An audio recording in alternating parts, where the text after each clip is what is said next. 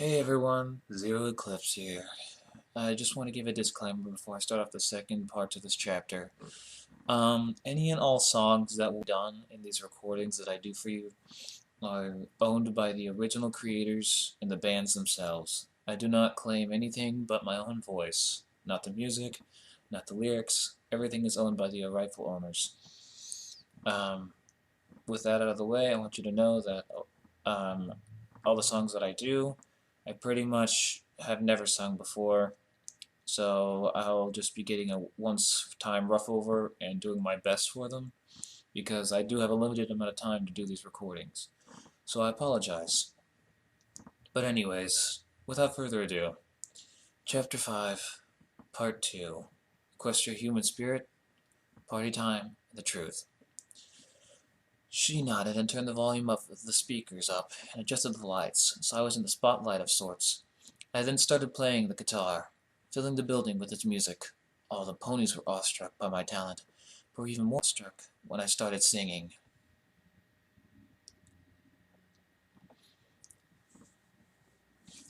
I lie here, paralytic, inside this soul, screaming for you till my throat is numb. I wanna break out, I need a way out, I don't believe that it's gotta be this way.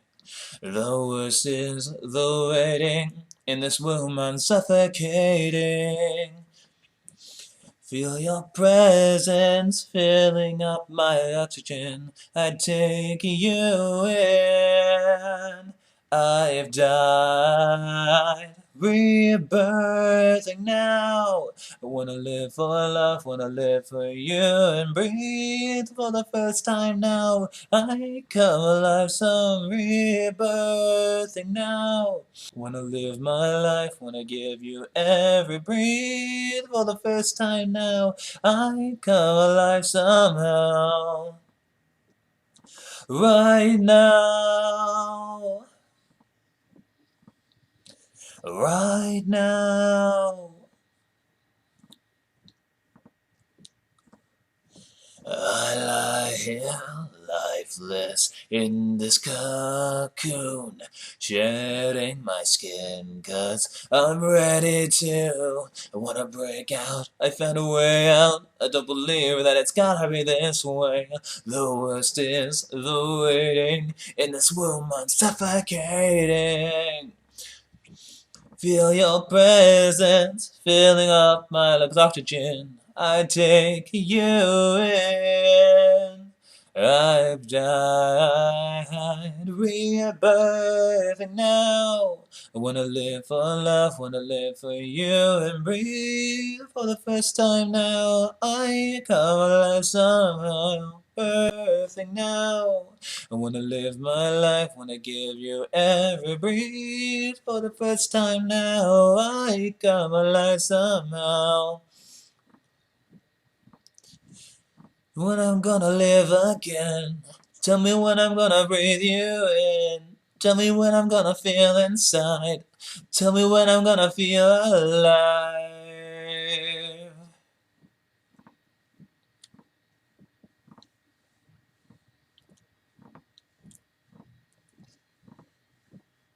Tell me when I'm gonna live again. Tell me when this fear will end. Tell me when I'm gonna feel inside. Tell me when I'll feel alive. Rebirth, rebirthing now. I wanna live for love, wanna live for you and breathe for the first time now. I come alive somehow, birthing now. Wanna live my life, wanna give you every breath for the first time now. I come alive somehow. Right now. I come alive some right now. I come alive somehow. Silence fell through the room until I heard my friends cheering for me. That was awesome! I heard Rainbow Dash yell from the crowd. The ponies then began to cheer wildly for my performance. I smiled and gave a bow. I then placed the guitar down and walked off the stage. Twilight and the others walked up to me with huge smiles plastered on their faces, as they were full of excitement. "I never knew you had such talent vocally or with an instrument, Daniel," Twilight said while finishing her small ecstatic clapping for my performance. "What can I say? I'm full of surprises," I said, shrugging while smiling. "That was so awesome!" Rainbow squealed as she flew circles above us in excitement. I just simply chuckled at her, finding her reaction adorable. "I must say, darling, that was truly something," Rarity said, holding her composure better than the rest. "Thanks, Rarity," I thanked in response to her compliment. "Daniel!" I turned looking for the source of the voice and saw Derpy smiling at me from a little ways away. I smiled and walked up to her. "Hey, Derpy, how are you doing?" I asked. "I'm doing okay. I loved your singing tonight," she said excitedly. I smiled. "Thanks, Derpy." Derpy then smiled shyly while looking away, a small blush appearing on her cheeks. "You doing okay?" I asked her, confused with her change in demeanor. She looked up at me and smiled warmly. "I am. I just wanted to thank you for how you treated me earlier today." I smiled back and pulled her into a friendly embrace. "No problem at all. It's what friends are for." I felt her arms wrap around my waist and returned the embrace. Shortly after we separated, both smiling warmly at each other. But suddenly, I heard something I never thought I'd hear again.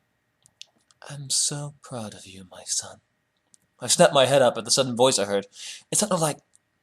No, it can't be. "What's wrong, Daniel?" Derby asked me as I frantically looked around the room. "Never give up, and keep helping those in need." I then saw a small ball of light near the door. I immediately ran for the door, following the light as it went outside. As I made it outside, I saw the moon high up in the sky. I was stunned, so the sky was so much awe and beauty. There were thousands of stars everywhere, and they looked so big and gave off an amazing shine. The moon was also big as well. I've never seen such an amazing night sky in all my life. "I love you, my son. Always follow your heart." I snapped my head to the right and saw the ball of light a few feet away from me. I was still finding it hard to believe who it was. "Mother?" I asked in a shaky voice. "I'll always be in your heart, Daniel, and I'll always watch over you." I began to think whether I'd gone insane or not as the ball of light slowly began to fade away. As it did, I just stood there, unsure of what to do. Was that really my mother? While I contemplated this, I reached for my pendant and grasped it, gently rubbing it with my thumb. Regardless of whether or not I was still sane, memories of my mother and grandfather began to resurface in my mind. Before I knew it, I was shedding silent tears. I didn't know how long I was crying for, but suddenly I felt a gentle hand rest on my shoulder. I turned and saw Twilight and the others, who were now more worried about me than before. "Daniel, what's wrong?" Twilight asked me. The hand that had rested on my shoulder belonged to her, and it was not moving away. I simply returned my attention to where the strange spirit of my mother once resided. "I'm not sure. For a second, I thought had heard my mother's voice and seen her spirit."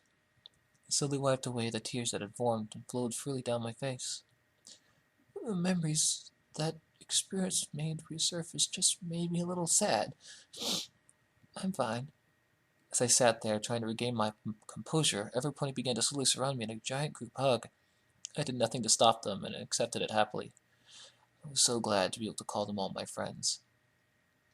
After enough time had passed for me to compose myself again, I gently broke apart the group hug. "Thanks, everybody." Derby stepped up to me, her face full with nothing but worry. "Will you be all right?" I smiled and put a hand on her shoulder. "Yeah, I'll be fine." I looked down at my pendant and smiled at it, knowing my mother is very proud of me. Then, something clicked in my head. Where am I gonna live? "Hey, Twilight, where will I be spending the night?" I asked. "You're more than welcome to stay at the library with me and Spike," Twilight offered. I smiled. "Thank you, Twilight." "Come on, everybody, there's still a lot of partying to finish," Pinkie cheered. As we walked back into the building, I stopped in the doorway and gazed at where my mother's spirit had vanished. For the first time in a long while, I found myself accepting her passing as I smiled and turned back to the party inside. Eventually, like all parties, it came to a time for it to end. Wow, I never had such a good time in all my life, but I was also extremely tired. Twilight, Spike, and I said our goodbyes to the others, and the three of us walked back to the library. While walking back, I continued looking up at the night sky, admiring the beauty before me. Is something on your mind, Daniel? Twilight asked me, making me look at her. I smiled and shook my head. No, I'm just enjoying the beauty of the night sky, I said, looking back up. You love the night sky? Twilight asked me. I really love it. During my times back on Earth, my mother and I would go outside and watch the stars come out, along with admiring the beauty of the stars and the moon.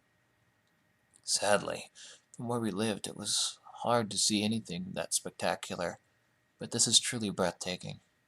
I've never seen such a clear sky with every star shining so prominently. It's beautiful, I explained, turning my attention back to gazing at the sky above. I looked back at Twilight, who was looking at me with a smile. I'm glad you care for the night so much, and I'm sure I know some pony who will truly appreciate that. Who?